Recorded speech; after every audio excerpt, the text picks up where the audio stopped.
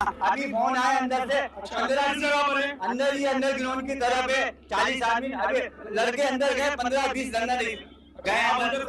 अंदर से आधा हो गया, अंधेरा बहुत में वापसी आ गया।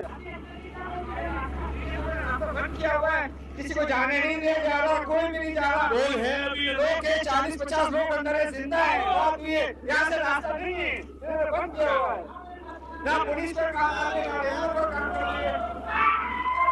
अच्छा अंदर आप जा रहे हैं, बता रहे हैं 40 से 50 लोग जो है अंदर महसूर हुए हुए और उनको बचाने के लिए हसन भाई भी यहाँ पर मौजूद है और हम भी जा रहे हैं। तो ये